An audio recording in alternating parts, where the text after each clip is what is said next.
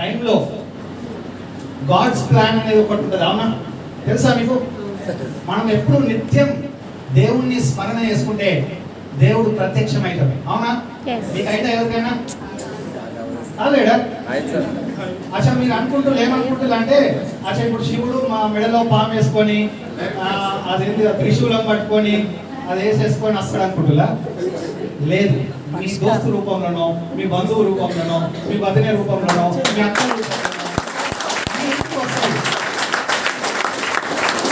వచ్చి ఒక మంచి బిజినెస్ ఉంది, ఒక 2 నుంచి 3 సంవత్సరాలు కష్టపడితే నీ లైఫ్ మొత్తం చేంజ్ అవుతాడు.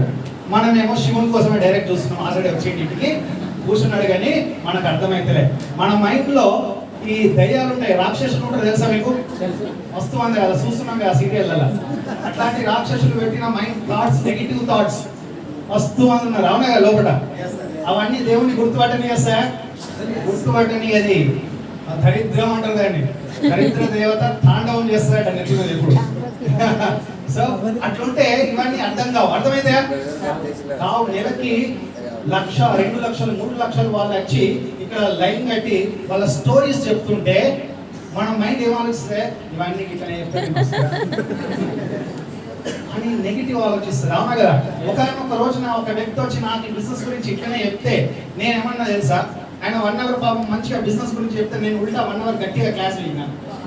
ఎట్లా క్లాస్ వీకినా అంటే నా సబ్బునంతా ఉపయోగించి ఎట్లా క్లాస్ వీకినా అంటే ఇప్పుడు ఆయన బిజినెస్ లో లేడు.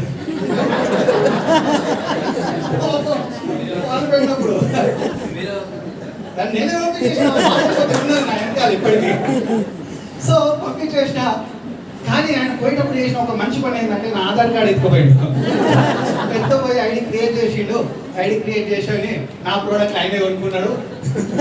ఓ 4 చేసుకున్నాడు. నా కింద బిజినెస్ పెంచుకోవాలి కదా బాబు, చేసుకున్నాడు. మమ్మల్ని కూడా కొనమంటున్నారంట.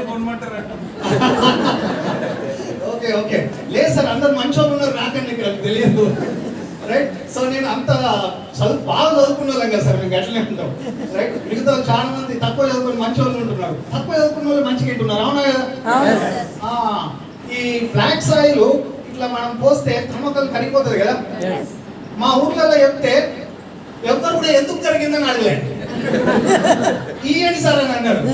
హైదరాబాద్కి వచ్చి ఇట్లా వస్తే ఎందుకు కలుగుతుంది అని అంటున్నాడు. అరే నీకు ఎందుకు కలుగుడు ఇంపార్టెంటా, పరుగుడు ఇంపార్టెంటా? జనాలు బాగా చదువుకొని కన్ఫ్యూజన్ లో ఉన్నారు.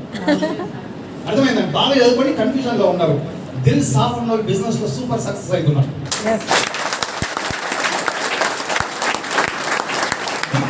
డిగ్రీలు ఉన్నాయి, వెస్టీజ్ లో 1,00,000 రూపాయలు సంపాదించడానికి కింద మీద పడుతున్నారు. పాపం ఏం చదువు లేదు, 10th క్లాస్ కూడా లేదు, నెలకు 3 లక్షలు 4 లక్షలు స్టేజ్ మీద. సో అట్లా చెప్పినాక నా ఆధార్ కార్డు ఎత్తుకొని పోయిను, నా ఐడి క్రియేట్ చేసిండు, ఆయనే నా బిజినెస్ చేసుకుంటున్నాడు, మనం పోలే. కానీ మళ్ళీ 3 నెలల తర్వాత ఇంకొక వ్యక్తి వచ్చిండు మా ఇంటికి. ఈసారి మరి శివుడు ఇంకొక దేవుడు వచ్చినట్టున్నాడు. ఈసారి ఇచ్చిపెట్టేటట్లు లేదు నన్ను. సో అది చేంజ్ చేసిందంటే, అన్న నువ్వు బిజినెస్ చేయాలంటున్నావు కదా, ప్రోడక్ట్ అయితే వాడుకుందామని అంటే ఏమున్నాయంటే పేస్ట్ సబ్ అంట. ఎందుకంటే న్యాచురల్ ప్రొడక్ట్స్ బిజినెస్ గురించి అనలేడు. సో వాడదామని వాడి చూస్తా అని ఒక పేస్ట్ సబ్బు తీసుకుపోయి ఇంట్లో ఎక్కడ వాడతామని పేస్ట్ సబ్బు బాత్రూంలో వాడతాం. మీకు చెప్పాలి, నాకు ఆ రోజు బాత్రూంలో జ్ఞానోదయం అయింది ఫ్రెండ్స్. బుద్ధునికి బోధి చెట్టుకి అయిందంట కదా, నాకు బాత్రూంలో జ్ఞానోదయం అయింది వెస్టీజ్ గురించి. ఎందుకంటే పేస్ట్ వాడితే మన క్లీన్ కావాలి, సబ్బు వాడితే మన శరీరం క్లీన్ కావాలి. విచిత్రంగా రోజు నా బ్రెయిన్ క్లీన్ అయింది. బ్రెయిన్ వాష్ చేస్తాడు రాబడి అంటారు తెలుసా?